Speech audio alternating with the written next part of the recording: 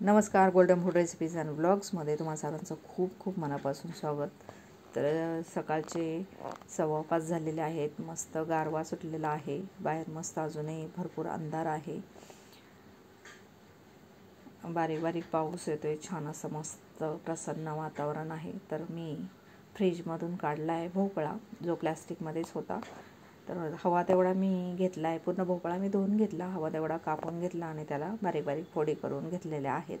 या फोडी मी मिक्सरमध्ये बारीक करून घेणार आहे. तर अशा पद्धतीने मी बारीक करून घेतल्यात. भोपळा बारीक करून घेताना बिलकुल पाणी घातलं नाही, कारण याच्यामध्ये भरपूर पाणी आहे आणि घाईमध्ये थोडेफार फोडी अशा पद्धतीने राहिल्या तर त्या काढून घ्यायच्या. मस्त आज आपण भोपळ्याचा नाश्ता बनवतो आहे, टिफिनसाठी बनवतो आहे. तर चला, आता आपण इथे घेतलेला आहे गव्हाचं पीठ, हा आहे बारीक रवा थोडासा, आणि हा मैदा घेतलेला आहे, आणि हे बेसन पीठ, चण्याचं पीठ, थोडंसं तांदळाचं पीठ घेतलं आहे. हे सर्व पीठ आणि रवा आपण आता या जो भोपळा बारीक करून घेतला त्याच्यामध्ये घालून घेतो आहे. भोपळा आपण थोडाच घेतलेला आहे, त्यानुसारच मी पीठ घेते आणि तुम्हाला 2 नाश्त्याचे प्रकार दाखवते मी. तर येथे आपण कसुरी मेथी आणि बडीशेप घातलेली आहे. मस्त चव येते. आणि आता चला, मसाल्याच्या डब्यातून काही मसाले आपण इथे घालूयात. तर मी थोडंसं कमीच तिखट करणार आहे, आणि मी इथे पहिल्यांदा ओवा घालते. ओवा थोडा हातावर चोळून घालते. हळद घालायची आहे थोडीशी. लाल तिखट मी घालणार आहे. तुम्हाला हवं तर तुम्ही वाटण देखील घालू शकता इथे. तर मी पावडर मसालेच वापरलेले आहेत. थोडीशी धना पावडर वापरलेली आहे. तुम्ही धना जिरा पावडर वापरू शकता. मी अख्खं जिरं वापरलेलं आहे ते. आणि एवढेच आपल्याला पावडर मसाले आता याच्यामध्ये घालायचे आहेत. आणि चवीनुसार मीठ घालूयात आणि छान याला आपल्याला मिक्स करून घ्यायचं आहे. तर याच पिठापासून तुम्ही 2 प्रकारचे नाश्ते करू शकता. छान असं मिक्स करून घेतलं. तुम्ही बघता हे जे मिश्रण आहे पातळ, त्याने तुम्ही डायरेक्ट तव्यावरती थालीपीठ थापू शकता, किंवा कपड्यावरती देखील थापून तव्यावर घालू शकता, थोडंसं होल करून. नाहीतर मग थोडंसं गव्हाचं पीठ जास्त घालायचं आणि या पद्धतीने मस्त गोळा करून घ्यायचा. त्याची तुम्ही मस्त अशी चपाती लाटू शकता छान. त्याला तुम्ही पराठा देखील म्हणू शकता, पण मी इथे चपातीच म्हणते, कारण मी मस्त पातळ लाटून घेणार आहे, कारण जो भोपळा आपण घातला आहे तो कच्चाच आहे.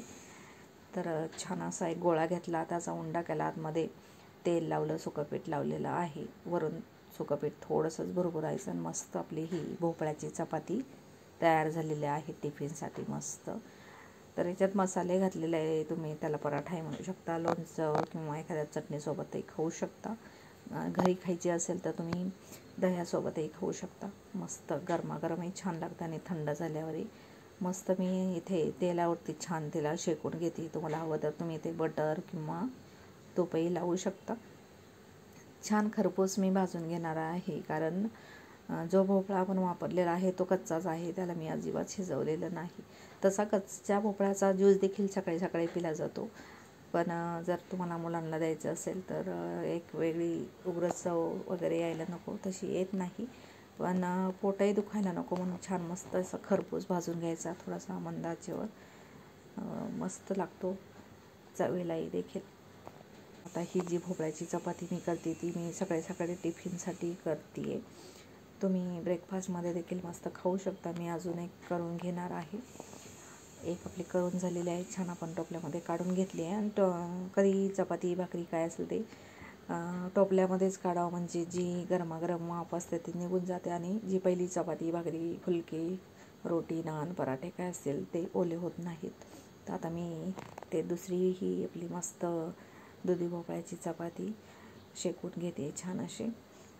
थोडीशी जाडसर केली तर तो पराठा होतो, आणि तुम्ही आपण स्टफिंग पराठा देखील याचा करू शकतो. पण वेळ कमी असेल तर अशा पद्धतीने चपाती तुम्ही याला देखील पराठा म्हणू शकता, कारण भोपळा आपला याच्यामध्ये आलेलाच आहे. अजिबात टेन्शन नाही, फुटणार नाही, काही नाही. आणि तुम्ही बघता इन्स्टंट केलं आहे आपण, अजिबात त्याला रेस्ट दिली नाही तरी देखील कुठेही एकही क्रॅक गेलेला नाही आहे. खूप घाईघाईने मस्त असा आपला नाश्ता किंवा टिफिन तयार झालेला आहे. व्हिडिओ आवडल्यास लाईक करा. चॅनलवरती नवीन असाल तर चॅनेलला जाता सबस्क्राईब करायला विसरू नका. व्हिडिओ पाहिल्याबद्दल पुन्हा एकदा तुम्हा सर्वांचं खूप खूप मनापासून धन्यवाद. Thank you very much.